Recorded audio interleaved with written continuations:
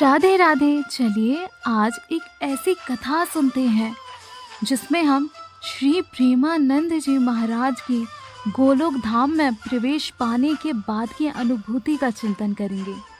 तो चलिए कथा शुरू करते हैं।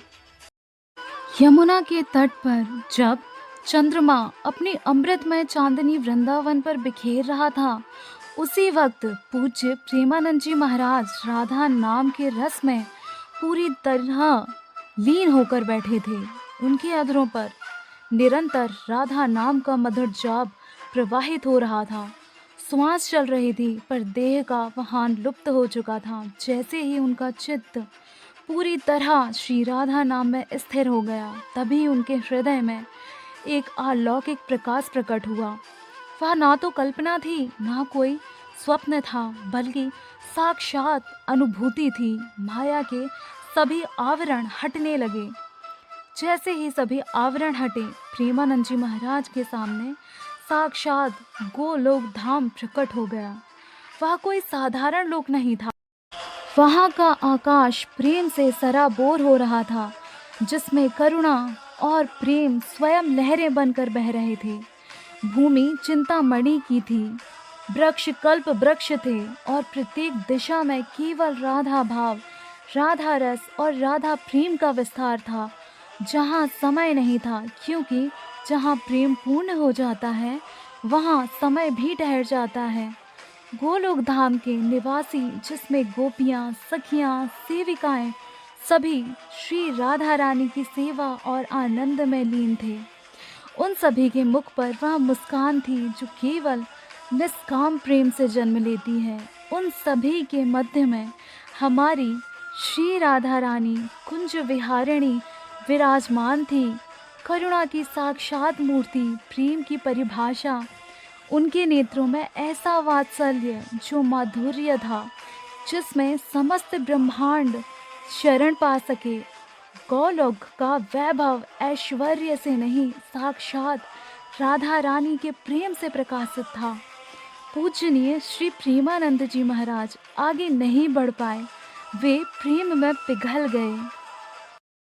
नेत्रों से अश्रुधारा बह चली।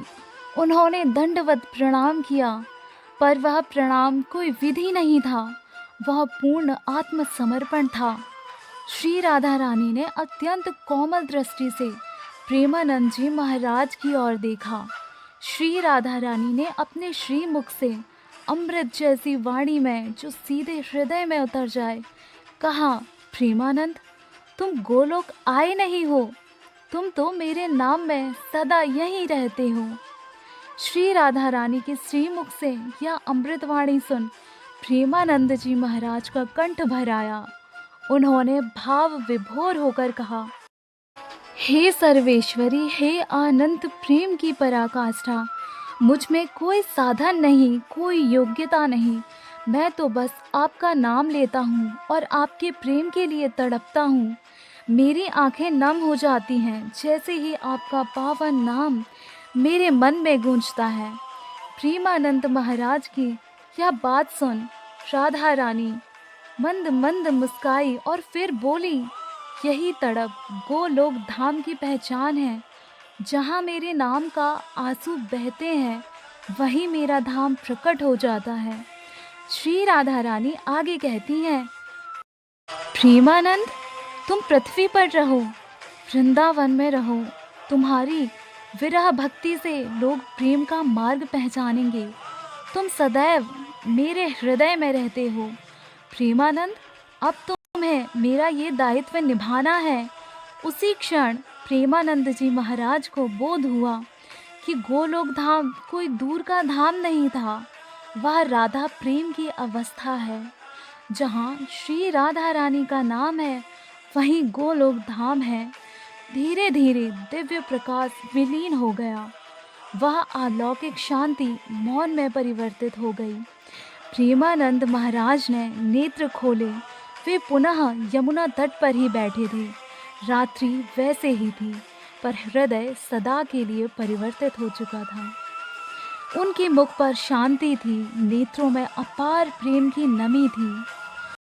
जो भी उनके समीप आया, उसने ऐसा ही अनुभव किया मानो गोलोक धाम की सुगंध और श्री राधा रानी का नाम अभी भी वायु में व्याप्त है, क्योंकि प्रेमानंद जी महाराज का शरीर भले ही पृथ्वी पर था, पर उनका चित्त, उनका प्रेम, उनके प्राण सदैव श्री राधा रानी के चरणों में स्थिर थे। अगर इस कथा में कोई गलती हुई हो या आपकी भावनाओं को ठेस पहुंची हो तो हमें क्षमा करें। और अगर यह कहानी आपको पसंद आई हो, आपके हृदय में श्री राधा रानी नाम का रस घुलने लगा हो, तो इस छोटी सी पेशकश के लिए एक लाइक करें और श्री राधा रानी कमेंट करें। राधे राधे।